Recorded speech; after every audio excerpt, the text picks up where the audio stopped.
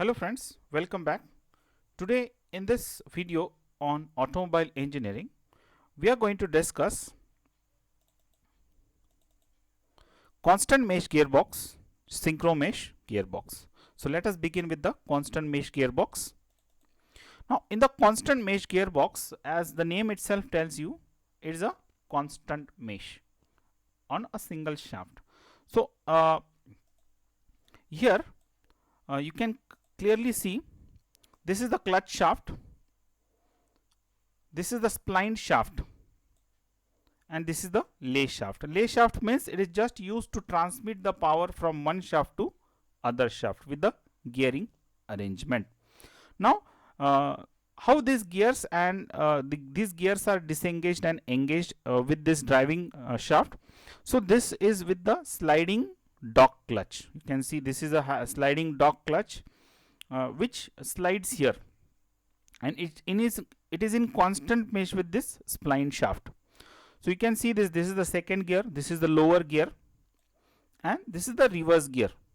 So accordingly, if you want to change the gear from high to low, you can see this dog clutch slides here and comes in contact with this second gear.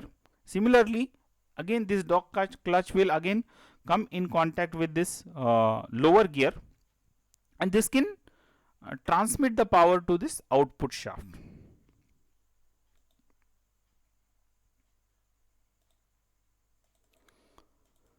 Now synchro mesh gearbox. Now what actually happens in the synchro mesh gearbox? You have a synchronizing element. You can see this is the synchronizing element. This is the blocking ring here, the blocking ring. The geared dog teeth, you can see here, this is the orange color. This is the shift fork, shift reel, and this is the reverse idler or reverse gear, you can call it as.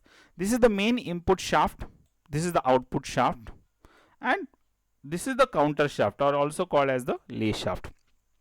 So when this shift fork will slide this synchronizing element, it will engage and disengage this gears on the main output shaft, and in coordination with this main shaft, it can transmit the power depending upon the gearing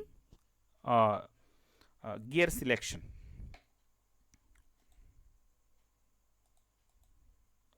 So clearly you can see here, properly it is explained here.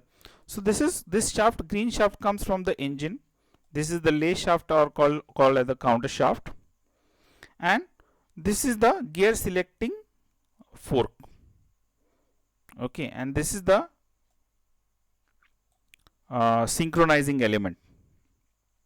This is the idler gear, it is also called as the reverse gear, and this shaft goes to the differential via the propeller shaft. So when you use this gear lever, this splined gear will attach to this main shaft, and the power will be transmitted from here via this gear. Similarly, when this gets connected with the second and third, accordingly it will change the ratio. Again, these three elements are there. See, this is the first, okay, second, again the third gear, the fourth gear, the fifth gear, and the reverse gear.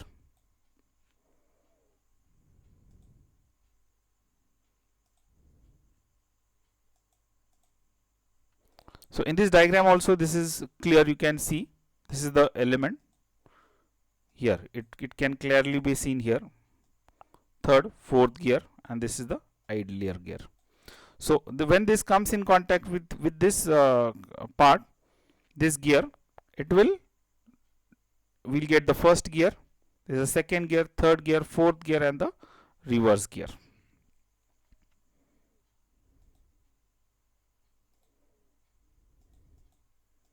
Thank you friends, thank you very much.